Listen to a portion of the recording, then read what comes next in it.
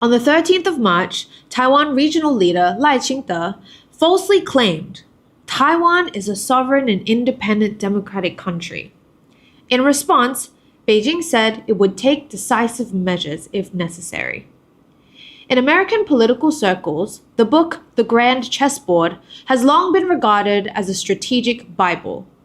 The book argues that on the Eurasian chessboard, only major powers like China and Russia are considered equals to the United States, while the rest of the countries are either passive observers or pawns. Taiwan, which is not even a sovereign nation, clearly falls into the latter category. Chinese strategist Professor Wang Xiangshui once pointed out that pawns can escape their fate of being manipulated either through strength or intelligence. However, Lai's stupidity and arrogance is turning Taiwan from a pawn meant to contain China into a burden to the United States, a losing piece that will be discarded once it is drained of value. The arrogance of Taiwan's separatists has always been fueled by the belief that the United States will go to war with China over Taiwan, and the US military can definitely defeat China. However, by 2025, this is nothing more than a double illusion. On the one hand, the US no longer has the capability to separate Taiwan from China. For the US Navy, which operates around aircraft carrier strike groups, the premise of any action is securing air superiority. By 2025, China's Air Force has firmly established air dominance in the Asia-Pacific region through three key factors. First, China has a generation lead over the US in stealth fighter technology and air-to-air missiles. Second, the 2016 South China Sea standoff proved that China's reconnaissance drones and satellites can track the location of US aircraft carriers continuously. Most importantly, in 2020 and 2024, China demonstrated two types of long-range anti-ship missiles that can be launched from strategic bombers.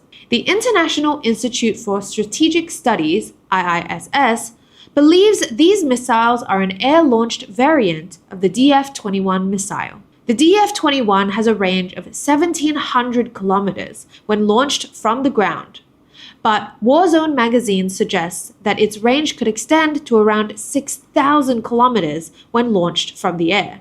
To put it into perspective, the distance from Beijing to Hawaii is only about 8,100 kilometers.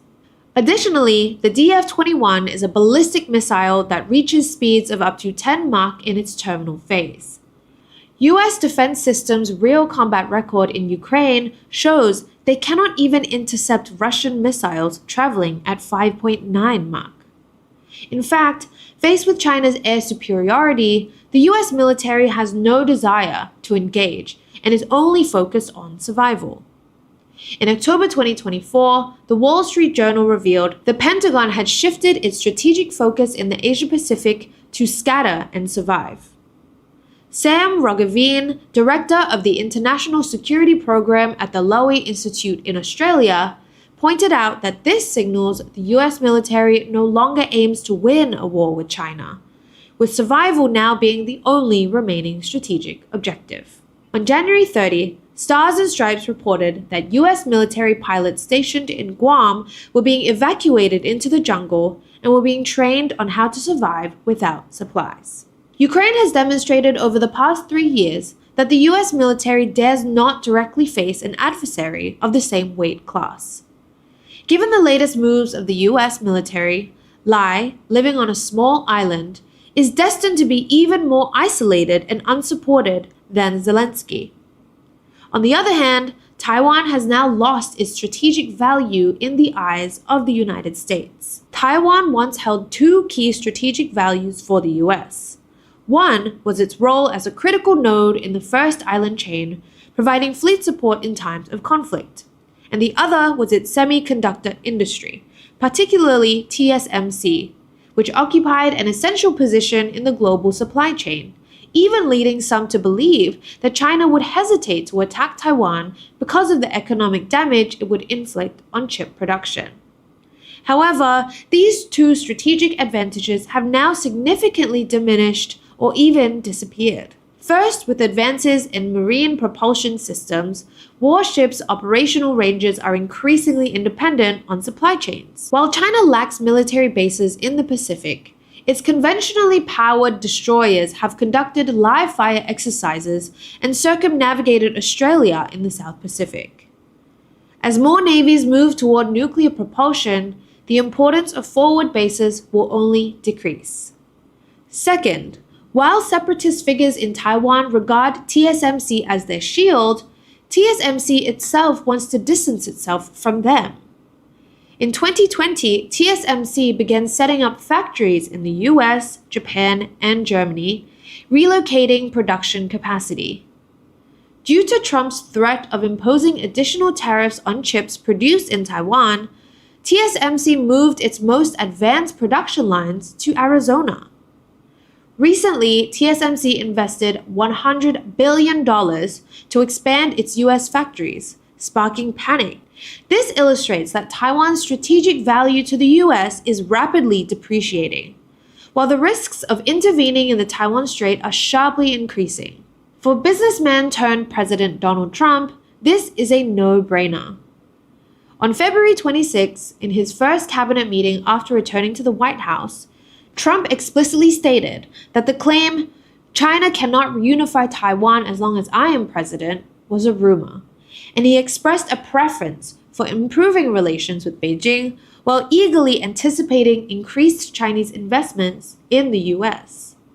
For China, there is nothing to be grateful for, Trump's remarks, because as early as 1979, when China and the US established diplomatic relations, Washington admitted that there is only one China in the world, and Taiwan is a part of China.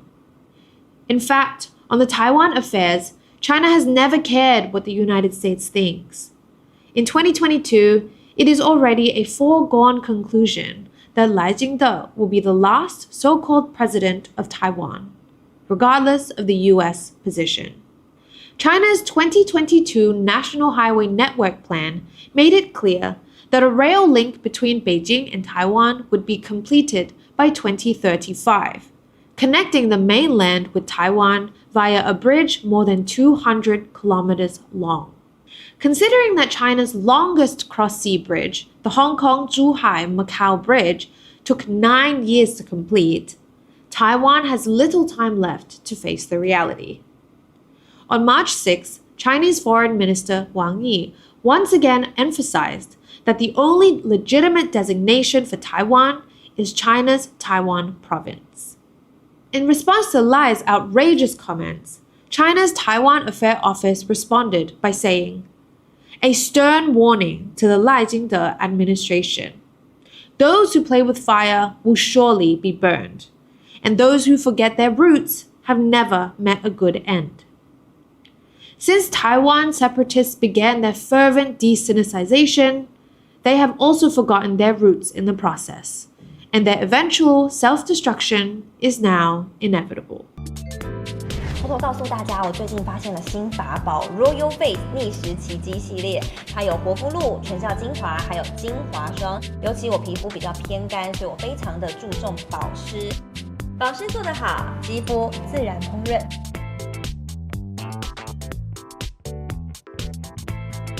提亮肤色更年轻，抚平皱纹超有感，而且气色变好。用心保养，每天都更美一点。